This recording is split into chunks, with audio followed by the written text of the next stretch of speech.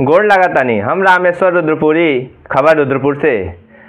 रउआ लोगन के टटका टटका राजनीतिक, सामाजिक, सरोकार से भरपूर देश प्रदेश का हर छोटी बड़न खबर खातिर करम आपके आमने सामने, आपके वही भोजपुरी अंदाज में। तो चलिए देखिए आज का ताज़ा अपडेट। नमस्कार, प्रणाम। हम रामेश्वर रुद्रपुरी, खबर रुद्रपुर से। इस समय मौजूद बानी संसदीय क्षेत्र बांसगांव में, जौन रुद्रपुर एरिया में दुग्धेश्वर नाथ के पावन भूमि में एगो बहुत बड़हन पंडाल लगत बा, जेमें पता चलल बा सूत्रों से कि एजा नरेंद्र मोदी जी का आगमन होता। साथे साथे उत्तर प्रदेश के यशस्वी मुख्यमंत्री योगी आदित्यनाथ जी का भी आगमन हो रहा बा। ओकरे खातिर 4 गो हेलीपैड भी बनल बा। साथे साथे एजा जे भी आई देवरिया जिला बांसगांव संसदीय क्षेत्र और चौरी चौरा विधानसभा, साथे साथे रुद्रपुर विधानसभा और देवरिया लोकसभा, सलेमपुर लोकसभा क्षेत्र के सगरी एरिया का लोग एजा आई। ओकरे खातिर 16 ब्लॉक बांट के बनावल गई बा। हर ब्लॉक में 800 कुर्सी का व्यवस्था कर। एजा मौजूद कुछ कार्यकर्ता लोग भी बा।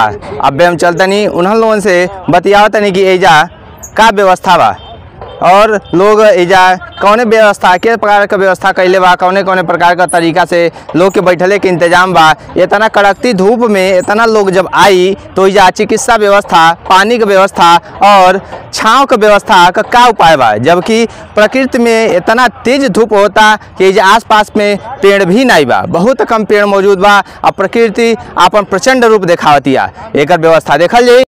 आज आप इस समय कहाँ पर मौजूद हैं?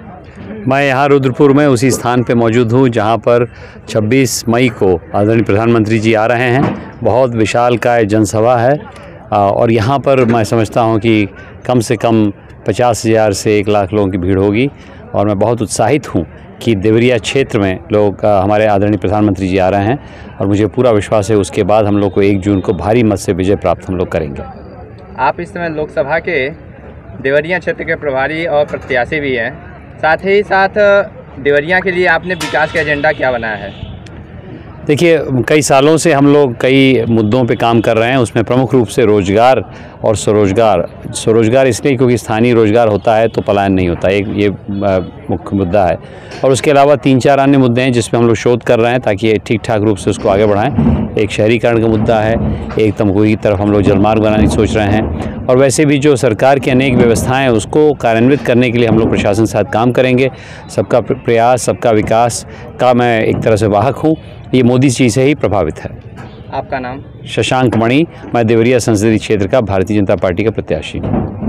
किस उद्देश्य से किया गया है? यह कार्यक्रम भारत की अखंडता के लिए, सनातन की रक्षा के लिए और भारतीयता की अलख जगाने के लिए है।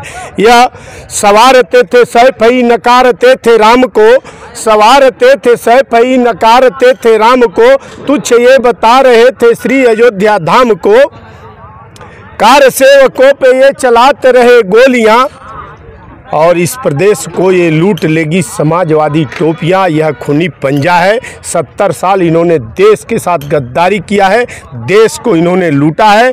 और माननीय प्रधानमंत्री जी का जो विजन है वह जो है राष्ट्रीयता की भावनाओं को ओतप्रोत करते हुए भारत कैसे शक्तिशाली बने, माँ तेरा वैभव अमर रहे, हम दिनचारा रहे न रहे, इसी भावनाओं के साथ हमारे प्रधानमंत्री जी, हमारे मुख्यमंत्री जी कार्य कर रहे हैं। राष्ट्रीय और राष्ट्रीयता को देखते। पंडाल किस उद्देश्य से लगा है कि क्या यहाँ पे कार्यक्रम है, किसका?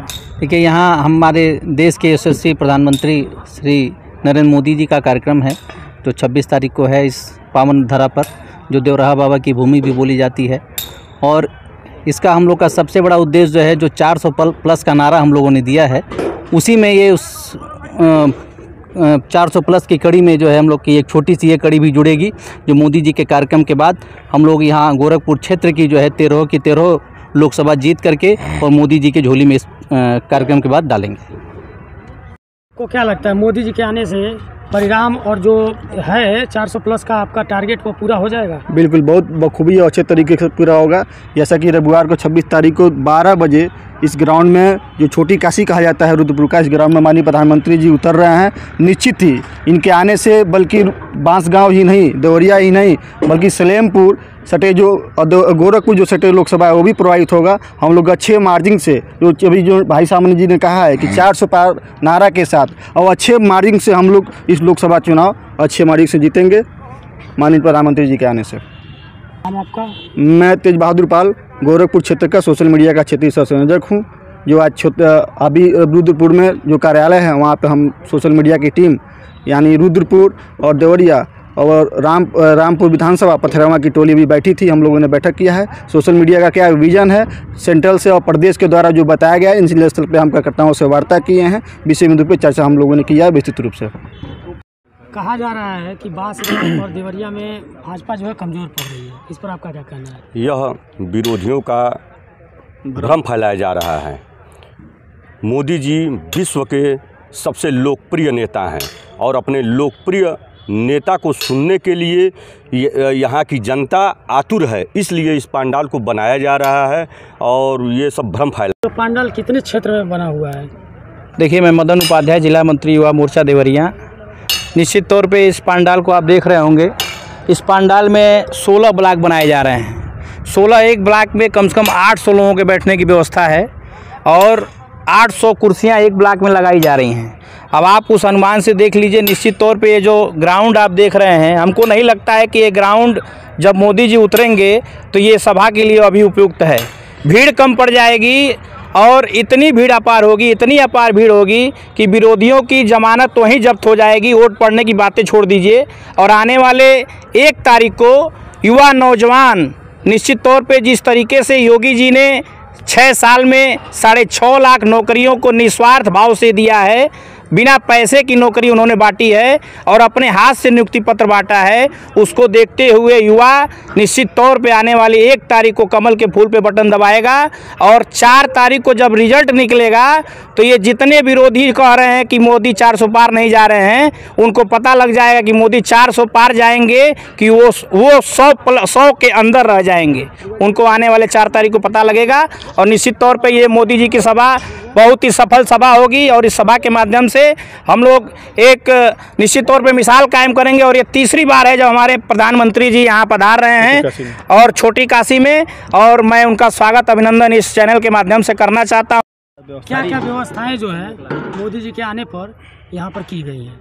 यहाँ सबसे पहले तो एक व्यक्ति के लिए सबसे बड़ी ज़रूरत होती है चिकित्सा की। इतनी भीड़ होगी, गर्मी बहुत ज़्यादा रहेगी, उसके लिए यहाँ डॉक्टर हमारे भारतीय जनता पार्टी चिकित्सा प्रकोष्ठ के लोग रहेंगे। उसके साथ साथ जो भी हमारे रैली में समावेशन करने के लिए व्यक्ति आएंगे, उनके लिए पानी की व्यवस्था, उनके जलपान की व्यवस्था यहाँ की गई है।